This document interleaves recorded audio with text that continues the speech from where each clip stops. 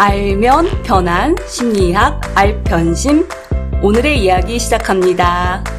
안녕하세요. 심리상담연구소 마음을 거닐다 소장 마거입니다. 안녕하세요. 이것저것 다 하는 심리학 박사 대박사입니다. 네, 저희 고려대학교 심리학부 박선웅 교수님과 함께 정체성 이야기 계속 나누고 있는데요.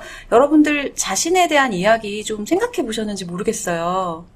아직 안 써보셨다면 오늘 또 박선웅 교수님 이야기 들어보시고 이렇게 쓰는 거구나 다시 한번 복습하시고 써보시면 될 것 같아요. 네, 여러분들 기다리셨을 박선웅 교수님 이야기 좀 들어보려고 해요. 저희가 연구하는 사람들끼리 리서치한다고 하지 않고 미서치한다라고도 하잖아요. 그렇죠. 그리고 자기가 관심 있는 주제를 맞아요. 연구하게 되는데 선생님 교수님의 이 스토리 좀 얘기 좀 해주시면 좋을 것 같아요. 네, 알겠습니다. 강렬한 눈빛을 쏘면서. 제가 지금 심리학 교수로 있긴 하지만, 저는 원래, 지금 이제 고대 심리학부에 있지만, 원래 연세대학교 철학과 출신이고요. 그래서, 원래 실은 철학과도 철학이 좋아서 간 건 아니었고, 저는 원래 기자가 되고 싶었었어요. 그래서, 당연히 신방과를 가는 거겠지? 하고 생각을 하고 있었는데, 당시에 대학교에 다니던 누나가, 소위 언론고시는 신문방송학과 나온다고 붙는 게 아니다. 그보다는 글 잘 쓰고 말 잘하는 게 좋은 거다. 그 말은 듣고 보니 맞아요. 지금 제 친구들 중에도 기자가 제일 많고, 직업적으로 보면. 그래서 누나가 얘기를 하기로는 기왕이면 신문학과보다는 말빨 글빨을 키울 수 있는 철학과를 가라. 그래서 실은 철학과에 가게 됐거든요. 근데 제가 또 성품이 워낙 성실한지라. 그래도 철학과에 왔으면 그래도 철학이 좀 뭔지 알아야 되지 않나 이러면서 공부를 되게 나름 열심히 했어요. 성적이 좋지는 않아요. 근데 혼자서 공부를 많이 했었었고, 그 과정에서 있었던 저한테 되게 중요한 사건이 하나 있었는데, 연세대 하면 되게 유명한 시인이 혹시 누굴까요? 윤동주? 당연히 윤동주, 역시. 네. 아시죠? 그 연대에 가면 윤동주 시비가 문과대학에 가는 길에 있어요. 그래서 저는 대학교 때 하루도 빠짐없이 거의 학교 나가서 놀았기 때문에 거의 하루도 빠짐없이 이 윤동주 시비 앞을 이렇게 지나치게 되었었고, 그래서 그 앞에서 술도 마시고 연애도 하고 공부도 하고 엄청나게 많은 시간을 보냈었거든요. 그러면서 윤동주란 사람이 제 머릿속에 계속해서 아마 남아도 있었던 것 같아요. 그러던 어느 날이었는데 어떤 선배가 저한테 와서 이렇게 얘기를 하는 거예요. 야, 선웅아, 너 그거 아냐? 윤동주는 말이야, 시를 쓸 때 퇴고를 안 했대. 이 연희 동산을 걸어다니면서 머릿속으로 100번이고 1000번이고 굳혀 쓰고 완성이 되었을 때 일필휘지에서 딱 쓰고 점 하나 고치지 않았대. 이렇게 말을 하는 거예요. 왜 그랬는지 모르겠지만 그 말이 너무 멋있게 들리는 거예요. 그래서 그렇죠. 그때는 또 그런 감수성? 그러니까 어렸으니까. 네. 그래서 나도 이렇게 한번 글을 써봐야겠다. 근데 저는 철학과니까 시야 길어봤자 A4 한 페이지인데 철학과는 막 많이 써야 되잖아요. 네.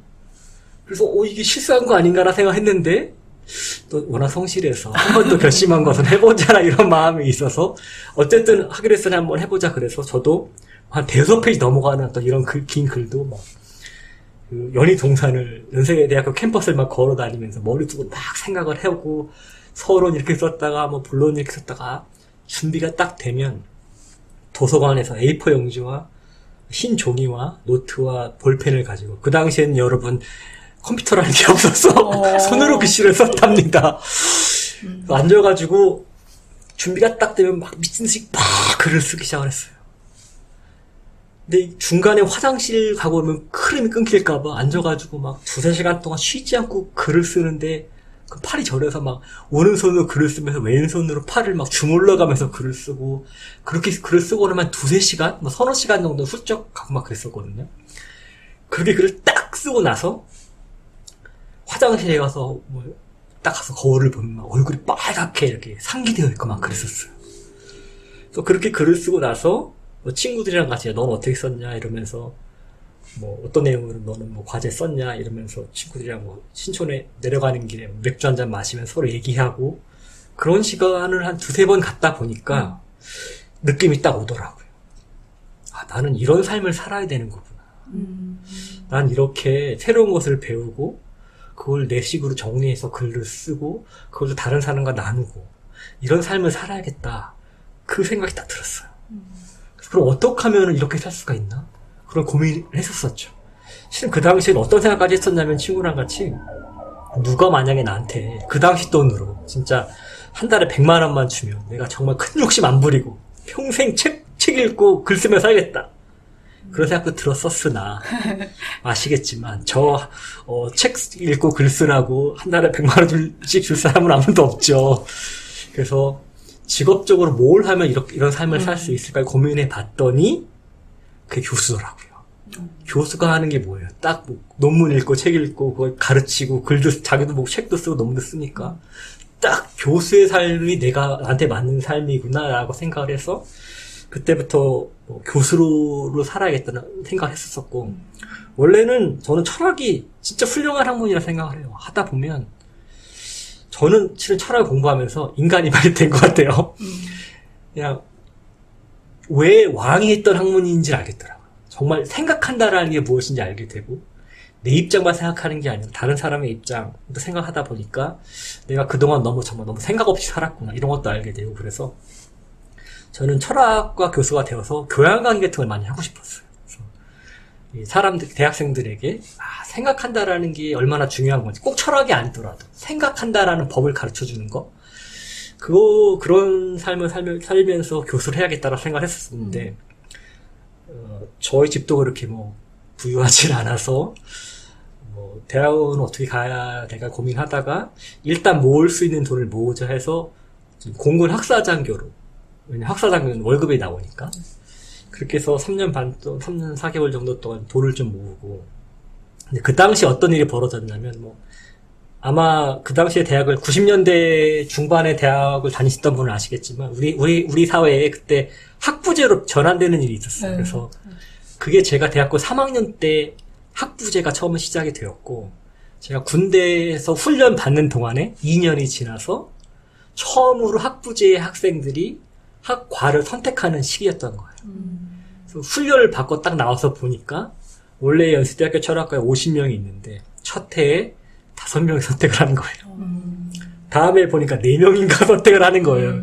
그걸 보니까 내가 정말 철학이 좋은 학문이라고 생각하지만 먹고 살긴 정말 어렵겠다 이런 생각이 들더라고요. 그래서 그럼 뭘 하지? 고민을 하면서 4년 동안 실은 3개의 직장을 옮겨 다니면서 저의 길을 찾았었거든요. 그래서 철학 말고 대신할 수 있는 학문이 뭘까 이런 고민도 많이 하고 처음에는 그게 정치학이라고 생각을 해서 국회의원 보좌진으로도 좀 일도 하고 그랬었었는데 제가 그래서 한 3, 4년을 모아서 돈이 수천만 원 정도가 모여서 이 정도면 유학을 가도 되겠다라 생각했던 시점에 어떤 일이 벌어졌냐면 저의 지인으로 제가 그때 현금으로 갖고 있었으니까 유학을 가려고 지인한테 사기를 당해가지고 그 돈을 다 잃어버리게 되는 그런 일이 발생을 하죠. 그래서 그랬는데도 뭐라 그럴까 그때 윤동주를 따라하면서 했던 그 일이 너무나도 인상적이었고 저는 정말 그 길을 가야만 한다고 믿었기 때문에 유학을 가고 싶은 생각이 접히진 않더라고요. 그래서 급하게 다시 1년을 준비해서 한 1,000만 원 정도 모으고 부모님이 1,000만 원 보태줘서 한 2,000만 원 정도를 가지고 유학을 떠났는데 실은 제가 돈이 있었을 때는 어떤 생각이었냐면 내가 연대 나오고 직장도 다 좋은 데 다니다가 유학 가는데 폼나게 가야지 이런 생각이 있었어요. 그래서 실은 정치학은 저한테 저희 적성에 잘 맞지 않는 거였었는데 정치, 철학 이런 걸 하면 갈 수 있을 것 같다라는 생각. 정치학은 정치가 있는 한 없어지지 않을 거 아니에요. 그래서 요거는 교수가 되게 좀 가능하겠다라는 생각에서 정치학을 하려고 그랬었는데 공부해보니까 딱 적성에 맞진 않더라고요. 그래도 폼나게 가고 싶은 마음 때문에 그래도 한번 해보자 그랬었었는데 그렇게 사기를 당해서 모든 것을 잃고 나니 오히려 밑바닥부터 다시 시작할 그런 마음이 생기더라고요. 제가 철학 말고 관심이 있었던 게 심리학이 좀 관심이 있었던 분야였었는데 기왕 이렇게 된 거 진짜 밑바닥부터 다시 시작을 해보자 해서 심리학으로 유학을 떠났는데 실은 제가 처음부터 대학원으로 간 게 아니었어요. 왜냐하면 심리학, 미국에서 심리학은 되게 유명한, 되게 뭐랄까, 원하는, 대학원생 지원자가 많은 분야라서 되게 까다로워요. 그리고 심리학 교과목을 듣는 게 되게 중요했는데, 저는 대학교 다닐 때는 한 번도 듣지 않아서, 실은 제가 유학을 갔던 거는, 우리나라로 치면 전문대로 갔던 거예요. 전문대 같은 대학교를 가서, 거기서 제공하는 심리학 수업을 듣고, 그걸 바탕으로 대학원을 진학하자. 그러니까 실은 거의 미친 거였지, 어떻게 보면은. 남들이 다 말은 안 했어도 제가 왜 사기를 당하더니 어떻게 이 상황이 됐나, 왜 저런 결정을, 이런 생각 했었을 텐데. 그래서 실은 첫 몇 년은 정말 힘들었었어요. 제가 정말 힘들었던 때가, 가장 어렵게 살았던 때가, 약간 전문대 같은 데 다닐 때였었는데, 제가 살던 곳이, 멕시코 가정의 단칸방에서 살았었거든요. 그래서 제가 봤을 때, 그러니까 그때 이런 구성이 어떻게 됐었냐면, 멕시칸 부모, 첫째 딸은 1시간 거리에 대학에 다니고 있어서 주말에만 왔었고, 고등학생 아들이 있었고, 제 옆방에는 99.9%의 확률로, 불법 체류자인 것으로 보이는 멕시코 애들 둘이 있어서, 둘 다 애들이었는데, 그냥 일하면서 살고 있었어요. 그리고 저까지.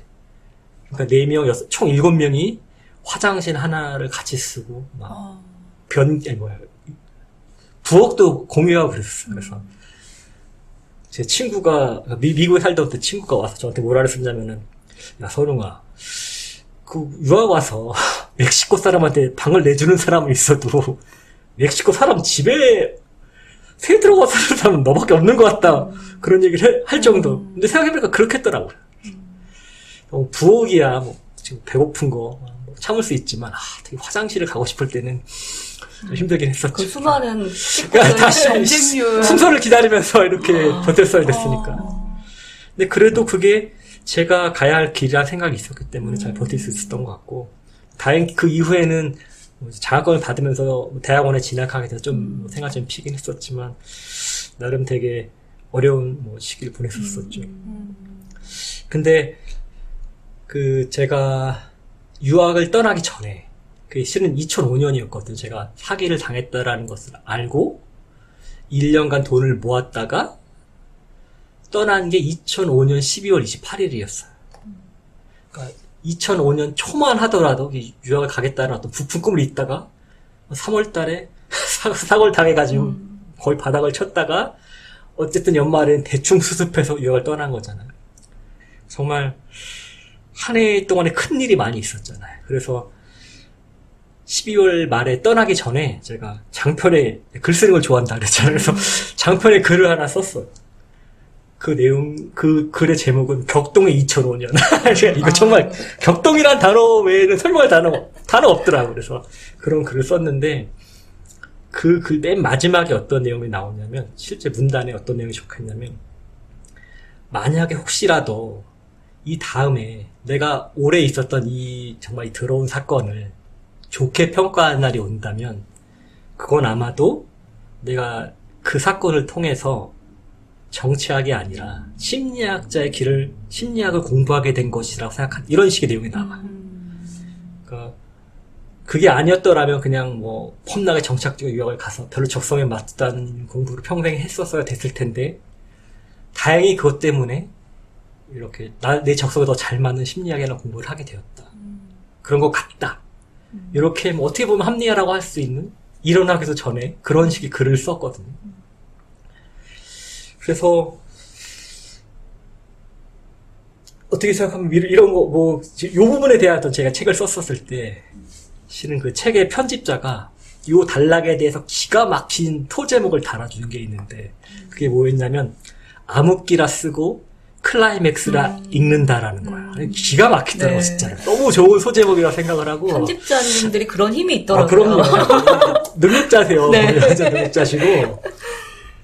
그래서 실은 생각을 해보면, 아까 지난 시간에 소설인 자기의 삶을 소설이나 영화처럼 생각해보자는 얘기를 했었었는데, 생각을 해보면 얘가 잘 태어나서 잘 자랐다가 잘 살다 죽었대 라고 하면 얼마나 재미없는 소설이 되겠어요. 근데 정말 그래서 흥미진진하고 좋은 소설이나 영화를 보면 정말 고통과 갈등으로 점철된 클라이막스란 부분이 있잖아요. 그렇죠. 그래서 아마 지금 이 순간에도 어떤 청취자분께서는 삶의 힘겨운 시기를 건너고 계실 수도 있는데, 그럴 때 이 삶을 이야기로 보는 게 도움이 될 것 같은 이유는, 지금 이 시기는, 이 암흑기 같은 시기는 진짜 나한테 있어서 내 진짜 인생의 정말 밑바닥이라 뭐 그럴 수 있지만, 그렇게만 생각하지 마시고, 어쩌면 지금 이 시기는 나라는 소설이 더 좋은, 더 멋진 소설로 가기 위해서 겪는 어떤 클라이막스 같은 그런 경우인가 보다. 그런 마음을 갖고, 또 실제로 그게 그냥 이 길로 그래서 인생 망했어요가 아니라 클라이막스를 지나서 이렇게 잘 됐어요, 잘 끝났어요 라고 말하기 위해서 그에 걸맞는 노력을 하면 훨씬 지금 지나가는 이 시련의 시기가 조금 더 편하게 지나갈 수 있지 않을까 라는 생각을 하고, 그런 점에서 저는 인생을 이야기를 통해서 보는 게 좋은 것 같아요. 네. 이 이야기가 우리 지금 힘든 여정을 겪고 계신 분들한테는 정말 큰 위로가 될 것 같아요. 그 소설의 끝이 자기가 쓸 수 있는 거잖아요. 그래서 더 의미가 있는 것 같아요. 어디로 흘러갈지를 본인이 이제 만들어 나가는 노력을 할 수 있으니까. 맞아요. 근데 저는 박선은 교수님 얘기 들으면서 가장 생생했던 게, 그 윤동주를 따라 하시면서 본인이 했던 이야기를 하실 때 그 생생한 그 생동감. 표정? 네. 그러니까 제가 지난 시간에 얘기했던 정체성이라는 것은 네. 그 답변하면서 생동감 느껴져야 된다고 그랬었잖아요. 네. 그런 거. 그런 그 거죠. 지금 수년 전의 일을 지금도 이렇게 생동감 있게 얘기하시는 그 경험이 그 클라이막스를 잘 지나는 원동력이 되신 것 같아요. 맞아요. 그때 그 기억이 있었기 때문에 실은 그 힘든 시기를 버틸 수 있었던 것 같죠. 근데 실은 대 박사님이 그 얘기 잘해주셨어요. 아까 윤동주 얘기하다가 못다한 얘기가 있었는데 까먹고 넘어갈 뻔했네. 그래서 제가 이제 교사 됐잖아요. 네. 그러니까 남들이 봐도, 학생들이 봐도 신기하잖아요.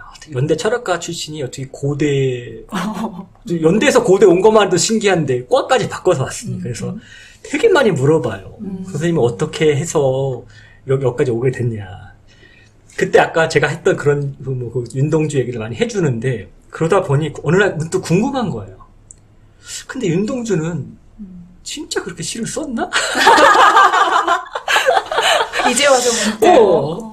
그래서 교수 좋은 게 뭐예요? 네. 국문과 교수님의 현대시 전공하는 교수님한테 여쭤봤어요. 제가 실은 교수님 대학교 때 이런 얘기를 들었는데 윤동주는 정말 시를 그렇게 썼나요? 그랬더니 김정은 교수님인데, 이분이 친히 도서관에 그 서지까지 다 찾아서 보내주시면서 직접 확인해 보시는 게 좋겠습니다, 이러는 거예요. 그래서 이제 도서관에 가서 책을 탁 빌렸더니 이게 무슨 책이었냐면, 윤동주의 유필 원고를, 그러니까 손으로 직접 쓴, 원고지에 직접 쓴 원고를 사진으로 찍어놓은 그런 책이에요. 그래서 제가 그 책을 딱 손에 들고 떨리는 떨렸겠다, 마음으로. 진짜. 내가 다 떨렸지. 그쵸. 그래서 진짜 윤동주는 좀 하나 고치지 않았을까. 딱 넘겼더니 웬걸 막 줄 찍찍 가 있고 막 X표 찍찍 가 있고, 심지어 어딘가에는 나중에 고칠 건 이렇게 메모까지 되어 있는 거예요. 이 선배 형이었는지 누나였는지 의도적인 거짓말이었는지 자기도 뭐 속았던 건지 모르겠지만 잘못된 정보를 준 거였죠.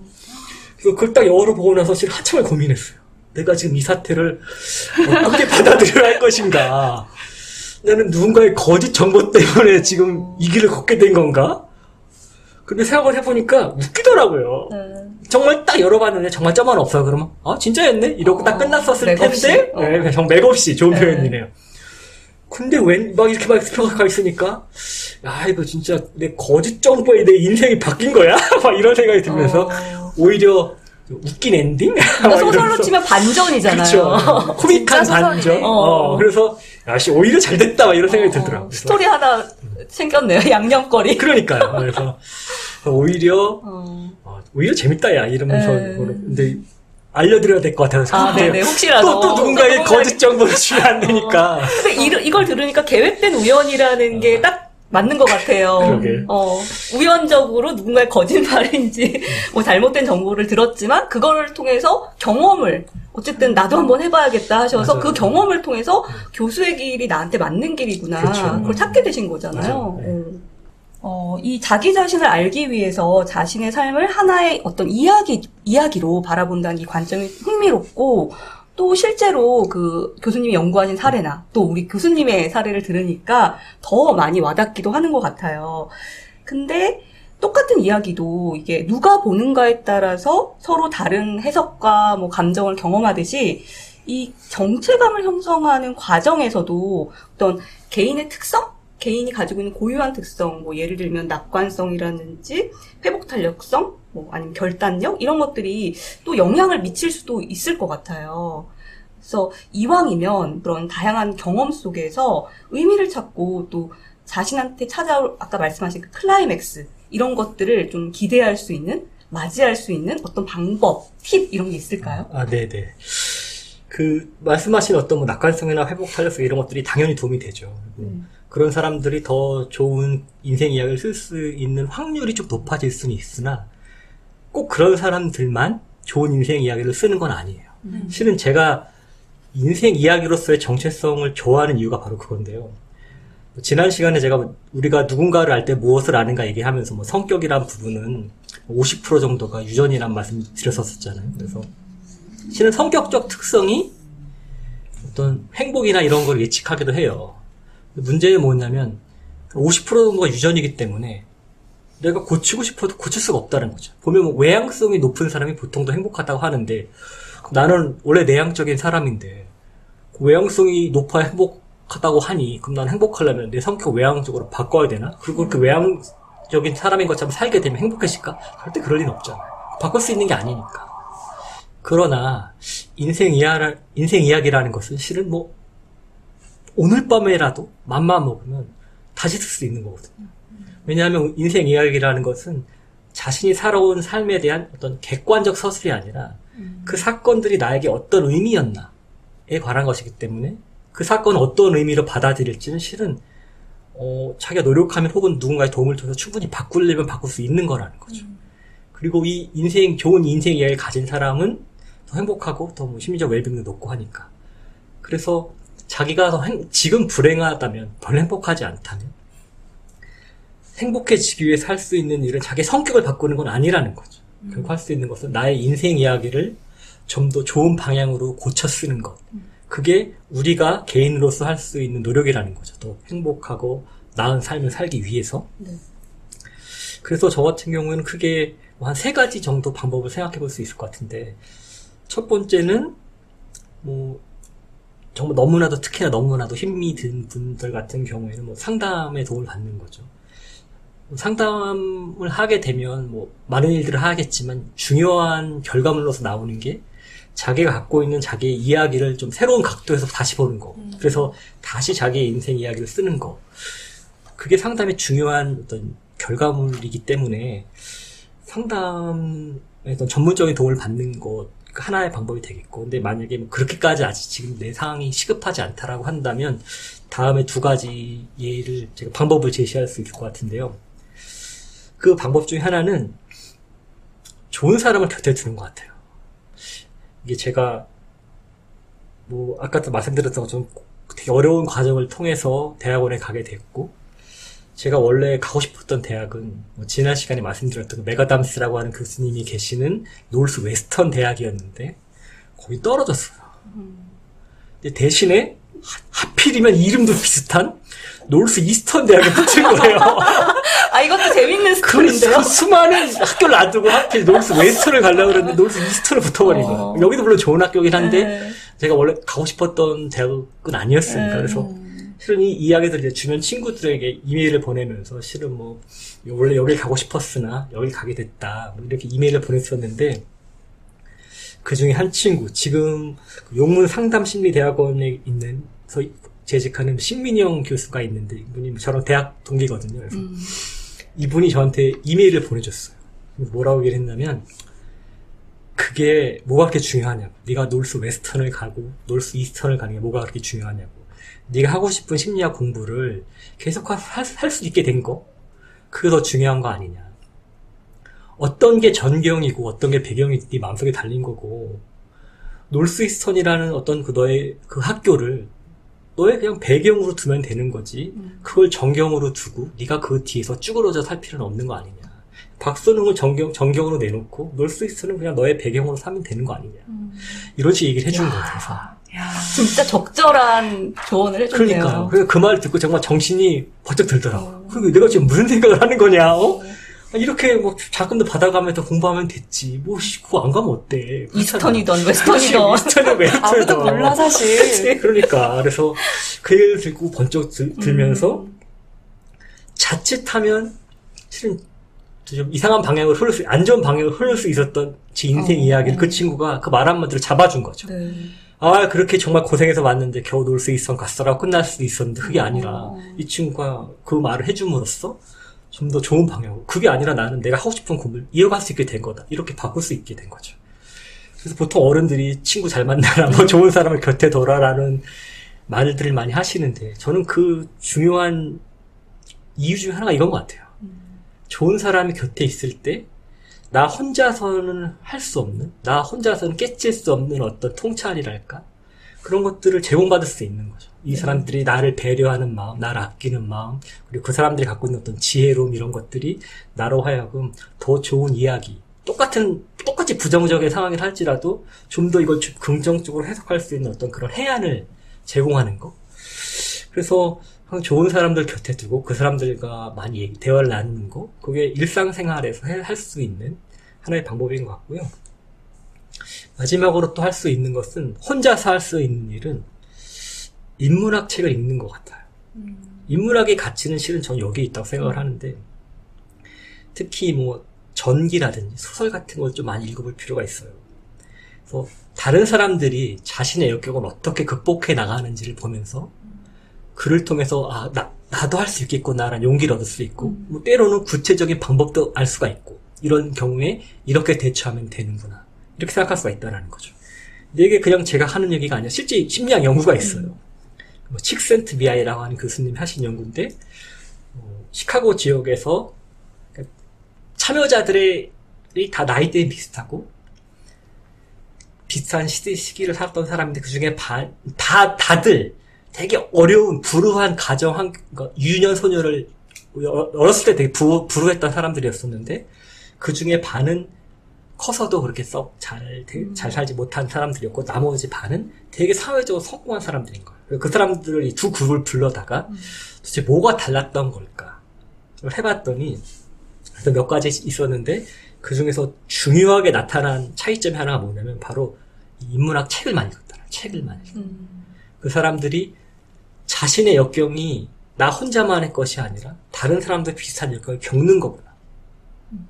그리고 누군가는 이렇게 극복을 할 수도 있는 거구나. 그런 걸 보면서 자기도 내가 이 역경, 이 시련을 극복해야겠다라는 어떤 다짐을 하게 되는 거고, 그 길을 걷게 되는 거죠. 그래서 물론 요새 보면 뭐 책 다 베스트셀러가 다 뭐 주식에 가는 거고 부동산에 가는 거고 그렇긴 하지만, 내 인생이 정말 그냥 단지 돈을 버는 수단이 불과하다면, 뭐 그런 책을 읽어서 그냥 돈 많이 벌고 사는 것도 괜찮겠지만, 내 인생이 그 자체로 살만한 가치 있는 그런 거라고 한다면, 그걸 깨닫기 위해서 인문학적인 책을 많이 읽을 필요가 있는 것 같아요. 그게 제가 드릴 수 있는, 좀 더 좋은 이야기를 쓰기 위해서 혼자서 뭐 주변 사람들과 하실 수 있는 방법이라고 할 수 있을 것 같습니다. 그 좋은 인문학 책 중에 이 정체성의 심리학도 들어가는 것 같고, 오늘 또 이런 박선웅 교수님의 이야기 자체가 이런 경험들이 또 이렇게 사람을 끌고 가기도 하는구나, 이런 또 하나의 생각을 하는 계기가 됐을 것 같기도 해요. 저는 책을 진짜 재밌게 읽었는데요. 그 책에서 보면 결국에 이 정체성이 자존감하고 만나는 거더라고요. 그렇죠. 그러니까 정체성을 탐구한 끝에 이제 결국은 나 자신의 삶이 소중하고, 이 소중한 삶을 내가 앞으로 어떻게 꾸려갈까를 고민하게 되는 게 되게 자연스럽게 느껴졌었는데, 또 어떤 분들은 자기에 대한 이야기를 생각한 끝에 나는 이런 내가 싫다, 내 인생은 의미가 없는 것 같다. 좀 이런 좌절감에 오히려 빠지는 분들도 계시더라고요. 좀 그런 분들에게는 어떤 이야기를 할 수 있을까요? 네. 실은 이 자존감이라는 주제가 한국 사회를 한번 휩쓸고 갔잖아요. 네. 엄청나게 많은 베스트셀러들이 나와서 뭐 별의별 자존감, 뭐 엄마의 자존감, 아이의 자존감, 뭐 엄청나게 많은 수업도 있고. 그러니까 그렇게 있는데 네. 그런 책들에서 뭐 그뿐만 아니라 수많은 사람들이 자존감이 높을 때 내리는 처방으로 가장 흔하게 내리는 처방이 뭐냐면 너 자신을 사랑하라 인 것 같아요. 심지어 BTS도 노래 있잖아요. 가사 제목이 있잖아요. 근데 저는 개인적으로 이게 되게 약간 그 말의 진의를 이해 못하는 건 아니겠으나 그 말은 살짝 위험할 수도 있는 것 같아요. 왜냐하면 이게 참 곡해돼서 쓰일 수도 있거든요. 뭐 예를 들어서 자기 배우자를 두고 바람을 피는 사람, 혹은 뭐 친구를 배신해서 친구의 돈을 뜯어가는 사람, 이런 사람들이 자기 자신을 혐오해서 그런 일을 했을까요? 자기 자신을 사랑해서 했을까요? 난 내가 너무 소중하니까 저 사람과의 로맨스를 원해서 바람을 피는 거잖아. 그래서 자기 자신을 사랑하라는 말에는 되게 자칫 위험한 게 빠질 수 있는, 자기의 나쁜 행동을 정당화하는 데 쓰일 수도 있는 그런 것 같아요. 그래서 실제로 심리학에 자존감이랑 비슷하지만 다른 것으로 연구되는 개념으로 나르시시즘이라는 게 있는데, 둘 다 기본적으로 자기 자신을 사랑하는 거예요. 자기 자신에 대해서 높이 평가하는 거. 근데 자존감과 나르시시즘의 큰 차이는 뭐냐면, 자존감은 내가 소중한 만큼 남들도 소중하다는 느낌이에요. 그래서 남들이 가치 있는 만큼 나도 가치 있는 사람이다 라는 느낌이 자존감이고, 나르시시즘은 나는 위대하지만 너희들은 참 하찮구나 이런 느낌인 거죠. 사랑이란 말로 하자면 자존감이 높은 사람은 나도 사랑하지만 남들도 사랑하는 사람인 거고, 나르시시즘이 높은 사람은 자기 자신만 사랑하는 건 거죠. 근데 너 자신을 사랑하라는 말로는 이 두 개를 구분할 수가 없는 거예요. 그래서 나도 사랑하지만 남도 사랑할 때 내 배우자가 마음이 아플까봐 바람을 안 피고 참는 거죠. 그거를 잘 잡아내기 위해서는 실은 너 자신을 사랑하라는 말은 좀 적절한 선택은 아닌 것 같고, 근데 그 사람들이 그런 이야기를 하는 진의는 실은 자기 자신을 잘 받아들이라는 거죠. 너의 자기 수용이라는 표현이 심리학에 또 있는데, 너 자신을 그냥 있는 그대로 잘 받아주라는 의미. 너의 단점 이런 것들 너무 미워하지 말고 사랑하라는 말이 그거잖아요. 있는 그대로 어쩌면 조금 더 긍정적인 시선으로 받아줘라 하는 말이 자기 수용인 거고, 그게 자존감을 높이는 핵심인 거죠. 네. 근데 이 자기 자신을 수용하는 과정에서 이 정체성이 필요하다라는 거죠. 자기 수용이란 말 뜯어보면 말 그대로 자기를 수용하는 거잖아요. 그래서 내가 수용해야 할 자기가 누군지를 알아야 그걸 수용을 할 수 있는 거잖아요. 그 과정에서 정체성이 필요한 거죠. 생각을 해보면 우리가 갖고 있는 특징은 엄청나게 다양하잖아요. 그 모든 것들을 동일한 무게감으로 수용하는 것은 거의 불가능해요. 그럴 필요도 없고, 중요한 건 뭐냐면 나한테 껍데기가 되는 특징은 무엇이고 나한테 알맹이가 되는 특징은 무엇인가를 잘 봐서 알맹이가 되어 있는 것을 나로서 잘 받아들여주면 되는 거죠.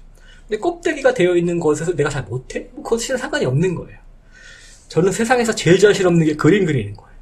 제 딸이 5살인데 지금 저보다 훨씬 잘 그려요, 그림을. 이게 누군가에겐 되게 큰 어떤 자존감의 상처로 다가갈지도 모르겠으나 저한테는 아무런 상관이 없어요. 왜냐하면 저는 그림 그리는 거에 정말 누군가에 관심도 없거든요. 저는 글 잘 쓰는 게 더 중요해요. 그래서 글을 못 쓰면 되게 자존감에 상처를 얻겠지만, 뭐 그림은 못 그려도 아무런 상관이 없어요. 하고 싶지도 않고 중요하지도 않으니까. 내 인생에서 중요한 것과 중요하지 않은 것을 취사 선택을 해서 중요한 것 위주로, 그걸 중심으로 나 자신을 수용하게 되면 자존감은 저절로 올라가게 되는 것 같아요. 그런데 아까 말씀하셨던 것처럼 진짜 자기에 대해서 막 생각을 해봤는데 아무 생각을 해봐도 좋게 받아들일 점이 없다, 그러신 분들이 있을 수 있잖아요. 그런 분들에게 저는 2가지를 권하고 싶은데, 첫 번째 우선적으로 해볼 것은 자신의 오래된 일기를 한번 찾아보는 거. 그래서 자신의 과거 속에서 내가 나 자신을 좋게 했던 뭐 경험이 있었나? 혹은 가족이나 친구들에게 물어보는 것도 괜찮은 것 같아요. 친구가 여러분 옆에 붙어 있어야 될 이유는 전혀 없죠. 근데 10년, 20년 붙어 있었다라는 것은 여러분에게서 모종의 좋은 점을 발견했으니까 붙어 있었을 거 아니에요? 그걸 물어보는 거잖아, 대놓고. 너는 나의 장점이 뭐라고 생각하니? 이런 거 물어보면 되죠. 그래서 자기가 혼자 찾기 어려우면 뭐 친구들한테 물어볼 수도 있는 거죠. 그래서 내가 잊고 살았던 어떤 그런 과거에 좋았던 나의 어떤 괜찮은 이야기들 좀 찾아보는 거죠. 그래서 제가 이런 얘기를 하고 다니면서 저도 한번 찾아봤어요. 네. 나는 그럼 뭐 무슨 이야기가 있을까라고 생각해봤더니 가장 어렸을 때 기억이 나는 최초의 어떤 내 자신이 뿌듯했던 기억은 이거더라고요. 제가 누나가 둘이 있는데 누나들이 학교던 중학교와 저와 초등학교는 반대 방향이었어요. 토요일로 개월하는데 제가 끝나고 돌아올 때 초등학교 조금 일찍 끝나니까 그래서 돌아오는데 비가 막 쏟아지는 거예요. 그래서 저는 비를 흠뻑 맞고 집에 왔어. 그랬더니 엄마가 야, 비 오니까 누나들한테도 우산을 갖다 줘라 이러는 거예요. 그때가 이제 누나들이 막 하교할 시간이었거든요. 그래서 제가 우산 2개를 한 손에 딱 쥐고 미친 듯이 막 달려갔어요. 누나들 학교로. 우산 쓰고 가셨나요? 아니죠. 왜 안 쓰고 가셨어요? 난 이미 젖었으니까. 난 이미 젖었으니까 누나들이라도 젖지 않게 하자. 젖지 않게 하자. 그래서 양손에 딱 우산 좀 막 달려간 누나들한테. 물론 일부는 그 여학생들이 많이 나 창피한 것도 있었던 것 같아요. 근데 그 마음도 있었지만 진짜 누나들은 비 맞게 하지 말자란 마음도 있어. 그래서 막 달려가다가 누나한테 우산을 탁 주고 또 혼자서 막 다시 달려왔던 그 기억이 있어요. 그게 가장 어렸을 때의 기억이더라고요. 그런 기억을 해보면 나는 괜찮은 사람인 것 같아. 그렇지 않아요? 그래서 그렇죠, 네. 이런 기억들을 좀 찾아보는 거죠. 또 그럴 필요가 있을 것 같고 찾아봐도 없다. 라고 하면 제가 생각하기에는 이제부터라도 내가 괜찮은 사람이라는 증거들을 그런 이야기들을 만들어 나가는 게 좀 필요할 것 같아요. 저는 그 과정에서 실은 뭐 아까 얘기했던 것처럼 몇 년 전에 훑어 갔더니 자존감 홍수 속에서 그 이효리 씨가 했던 말이 제일 괜찮더라고요. 그 뭐 무슨 TV 프로에 나와서 자기 자존감 얘기했던 게 있었는데 그 중에서 전 2가지 이야기가 되게 기억에 남는데 하나는 뭐 그 핑크 멤버들이랑 같이 오토바이를 타고 스쿠터를 타고 이렇게 여행을 했었나 보더라고요. 저도 뭐 클립보다 잘 정확한 게 다 보진 않았지만 근데 어떤 대목에 나오냐면 그 다른 멤버들한테 너희들 내가 어제 오토바이 타고 다니면서 너희들 그늘에 있으라고 나는 햇볕 속에서 기다렸던 거 알아? 멈출 때 그랬던 거 아냐고 이렇게 물어보는 대목이 나와요. 그래서 얘네들을 위해 얘네들이 좀 시원하게 잠깐 기다리라고 자기가 오히려 햇빛을 받았다는 뜻이잖아요. 그런 것들이 자기가 괜찮은 사람의 하나의 증거가 되는 거죠. 그런 이야기들이 나는 내 친구들, 내 동생들, 심지어 동생들을 위해서 나의 잠깐 뭐 순간에 시원함을 양보할 수 있을 만한 사람이다. 되게 자기가 괜찮은 사람이란 하나의 증거가 되잖아요. 그리고 또 하나 나온 이야기가 이상순 씨와 함께 의자 만드는 이야기, 뭐 이런 이야기 나오는데, 그 이상순 씨가 어떤 대목에 나오는지, 둘에서 같이 의자를 만드는데, 이상순이 의자의 바닥, 보이지 않는 바닥 부분을 막 열심히 사포질하는 걸 보고, 이효리 씨가, 아니, 거기 아무도 보지도 않는데, 왜 거기 열심히 닦고 있냐고. 그랬더니 이상순 씨가 했던 말이 뭐냐면, 내가 알잖아. 라는 거라는 거예요. 그래서 자존감을 높이고 싶다라는 분들께 제가 드리고 싶은 하나의 말은 이건 말 그대로 정말 자존감이에요. 타존감이 아니라. 남들이 널 얼마나 존중하느냐에 관한 게 아니라 내가 나를 얼마나 존중할 수 있느냐의 문제예요. 그래서 남이 중요하다고 생각하는 일을 내가 잘해서는 절대 자존감을 올릴 수가 없어요. 내가 생각하는 중요한 것, 나의 정체성에 맞는 중요한 일, 그런 것들을 잘 해나갈 때 그런 것들이 쌓여서 자존감이 올라가는 거고 아무도 보지 않지만 열심히 좋은 의자를 만드는 건 이상순 씨에게 되게 중요했던 거겠죠. 그러니까 남들은 보지 않아도 내가 알기 때문에 이걸 허투루 대충 하고 싶지 않다라는 거죠. 그래서 타존감이 아니라 자존감이라는 거고 그 말의 의미는 내가 생각하기에 나에게 중요한 일을 하면서 나의 가치를 느끼는 거, 그런 이야기를 쌓아가는 거, 그리고 그런 이야기들이 쌓일 때 정말 흔들리지 않는 튼튼한 왜냐하면 이런 이야기들은 누구도 뺏어갈 수 없잖아요. 그렇죠. 내가 갖고 있는 나의 진짜 이야기니까. 그런 이야기들이 쓰일 때 타인들이 옆에서 뭐라고 해도 흔들리지 않는 튼튼한 자존감을 갖게 될 수 있을 거라고 저는 생각합니다. 너무 좋네요. 네. 근데 이제 또 계속 질문을 드리고 싶은데 저희는 이제 상담을 하는 사람이다 보니까 상담을 하다 보면 자기가 겪은 어떤 시련이나 어려운 환경에서 지금 교수님께서 말씀하신 어떤 의미를 발견하고 그럼에도 불구하고 나만의 어떤 스토리를 만들고 이러는 과정이 결국은 정신승리일 뿐이지 않냐. 너무 그렇게 애쓰면서 내 삶의 의미를 막 부여해 가면서 살아야 되냐. 나는 그것도 너무 힘들다. 이렇게 말씀하시는 분들이 꽤 있더라고요. 그렇죠. 정당화하는 거 아니냐. 그렇죠. 이런 분들에도 혹시 해주고 싶으신 얘기가 있을까요? 실은 이번 학기에 제가 대학원 수업을 딱 그 주제로 하고 있거든요. 그래서 그 수업 좀 듣고 싶네요. 청강. 청강 오세요. 온라인 수업. 온라인으로 하기 때문에 오실 수 있어요. 그래서 실은 그 심리학 개념 중에 베너핏 파인딩이라는 개념이 있는데 이게 한국말로 하기 좀 어려워요. 그래서 뭐 혜택 발견. 그래서 이거 좀 와닿지 않아서 제가 주로 쓰는 표현은 설사 이 시련이 너무나도 힘들다고 할지라도 그럼에도 불구하고 내가 얻은 한 가지.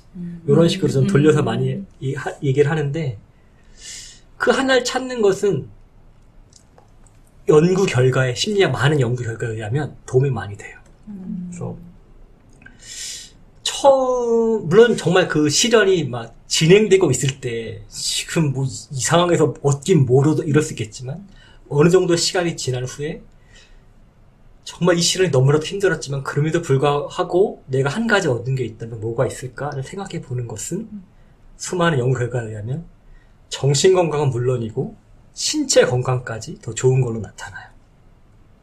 그래서 뭐 되게 유명한 연구 중에 하나가 심장마비를 겪었던 사람들에 대해 그 사람의 삶을 쫓아간 연구인데 심장마비를 겪고서 다행히 죽지 않고 살아난 사람들에게 7주 후에 가서 물어보는 거예요. 혹시 하나라도 그 경험을 심장마비라는 경험을 통해서 얻은 게 있습니까라고 물어봤더니 한 반 정도는 뭐 있긴 뭐가 있냐고 막 이런 그러고 나머지 반은 뭔가 하나 있더라는 거죠. 그래서 뭐 예를 들어서 인생이 짧다라는 걸 알게 됐고 그래서 내 삶을 좀 더 즐겨야겠다. 하고 싶은 일을 미루지 말고 지금 해야겠다라고 깨달았다는 사람도 있고 운동을 좀 해야겠다. 그래서 그런 생각을 해서 운동을 시작했다는 사람도 있고 가족들이 정말 소중하다라는 거. 나는 돈 벌어서 나중에 가족들이랑 잘 살려고 그랬는데 이러고 겪어보니 그게 아니라 지금 잘 사는 게 필요하다. 뭐 이런 생각을 했다라는 거죠. 그리고 그 사람들의 삶을 8년을 쫓아가는 거예요. 8년 후에 이 사람들이 어떻게 됐나 봤더니 뭔가 하나라도 발견했다는 사람이 있으면 그런 사람들이 그렇지 않았다고 말하는 사람들에 비해서 더 오래 살아있고 살아있는 사람들 중에서도 심장마비가 다시 찾아온 경우가 훨씬 적더라는 거죠. 이런 연구가 되게 많아요. 그래서 실질적으로 정신건강은 물론이고 오히려 신체 건강까지도 도움이 될 수 있다. 근데 생각해보면 너무 당연한 거죠. 왜냐하면 스트레스가 줄어드니까.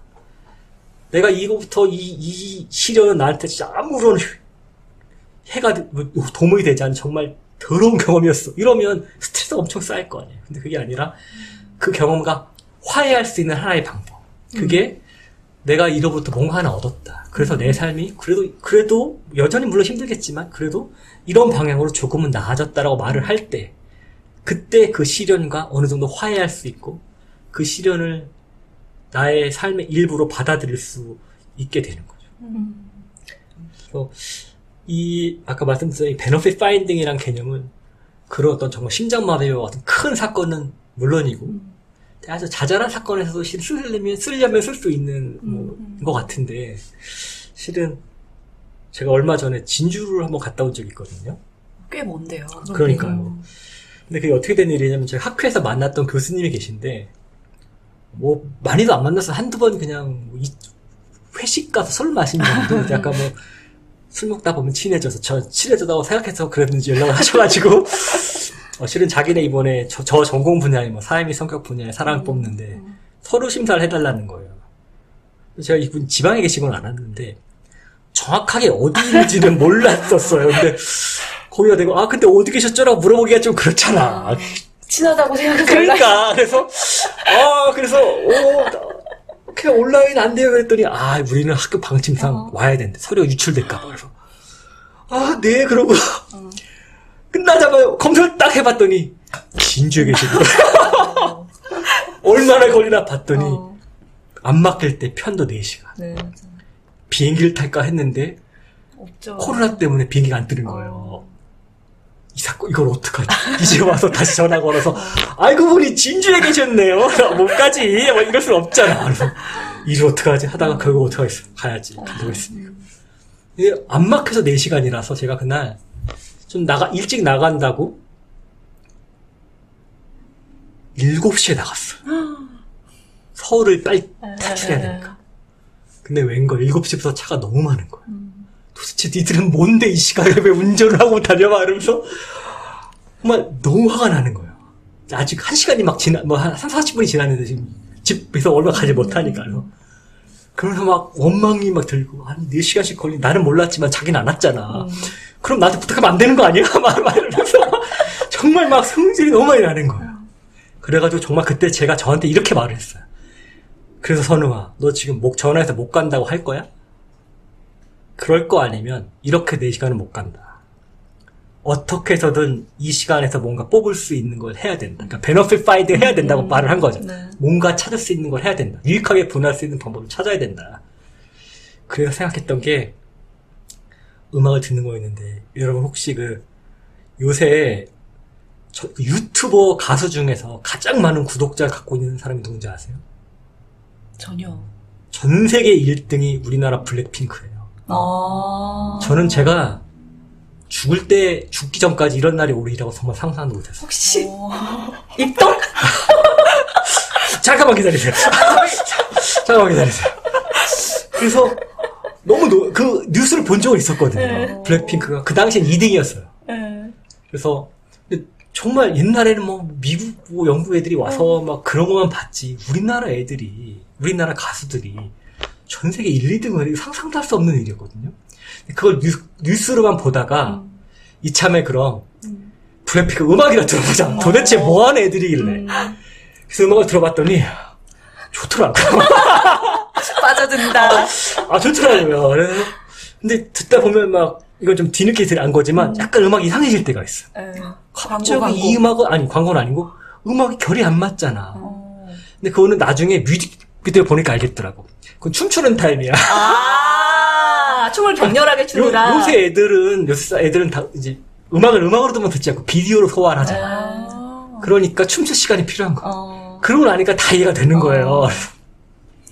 그 당시에 막 4시간 넘는 시간을 실은 블랙핑크 음악을 전 앨범을 들으면서 갔어.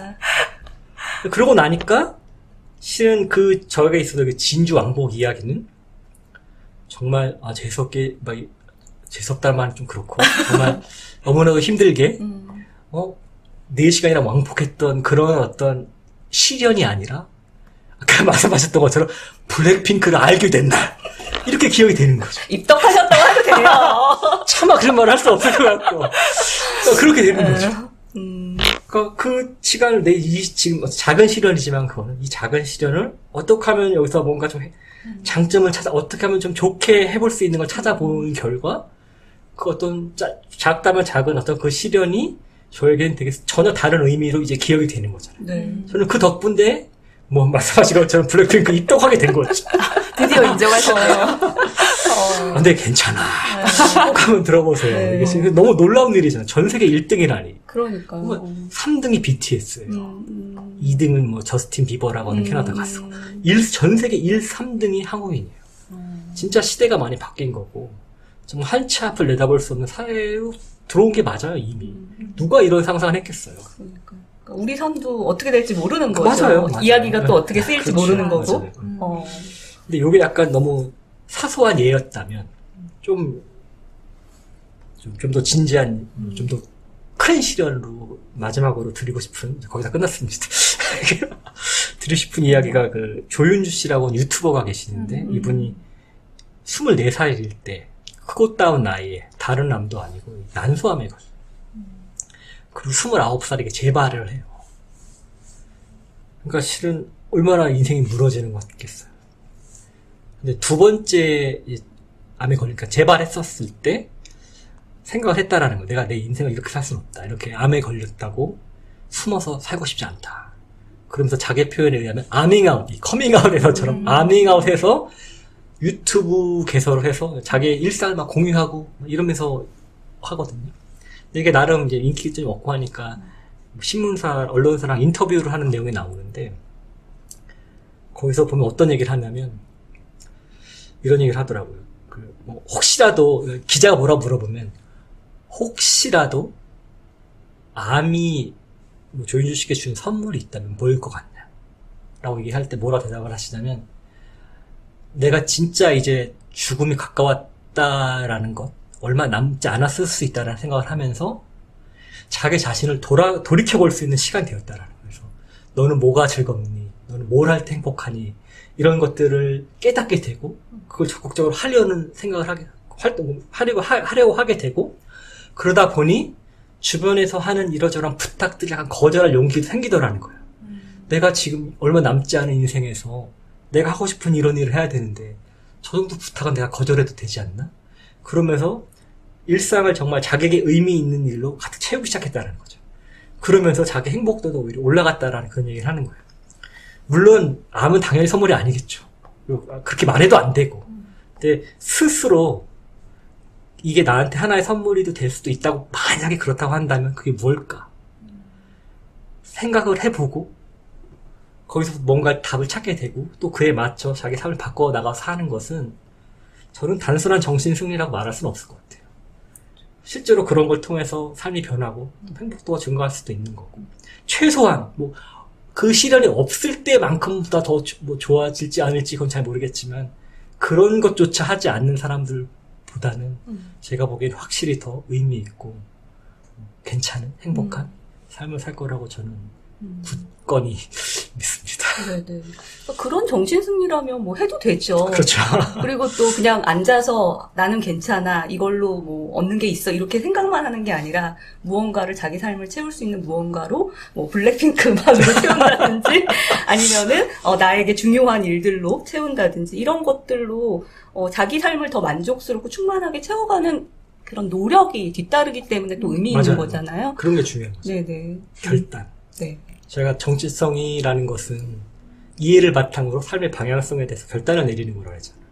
이해하고 실제 그걸 살려고 실천하는 거. 네. 그런 게 실은 되게 중요한 거죠. 지행합일이 딱 떠오르네요. 오, 적절한 말인 것 같아요.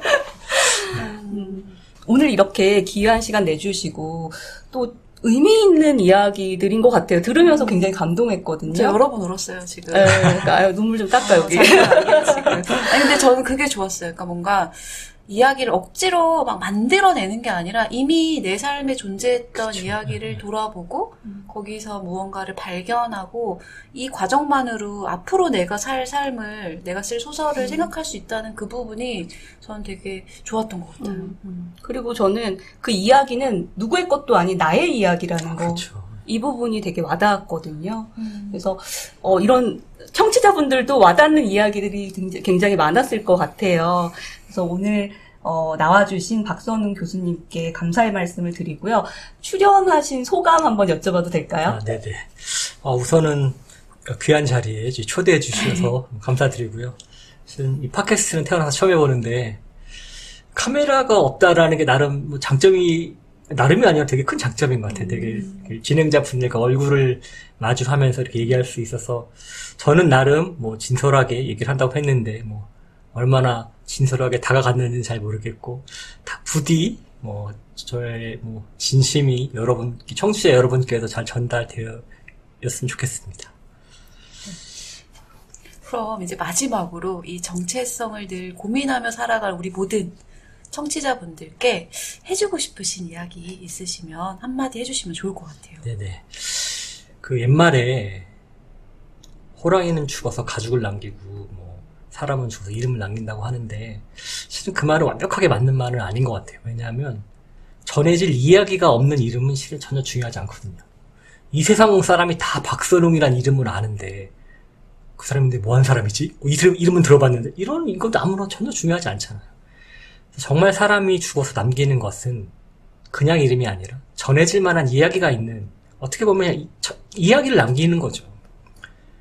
우리는 오늘 밤이 되었든, 뭐 50년 후가 되었든, 언젠가 분명히 죽긴 할 텐데, 과연 내가 죽어서 어떤 이야기로 남을 것 같은지, 내가 사랑하는 사람들에게, 혹은 어쩌면 더 중요하게 나 자신에게 어떤 이야기로 남고 싶은지, 그런 이야기를 정말 자주도 필요 없이 가끔씩 한 번씩 생각하면서 살면 훨씬 더 삶의 방향성을 잡고 의미 있고 또 그러면서도 행복한 삶을 살아가지 않을까라는 생각을 하고, 그래서 청취자 여러분들도 정말 아주 가끔씩이라도 내가 남길 이야기는 무엇일까에 대해서 고민하셨으면 좋겠습니다.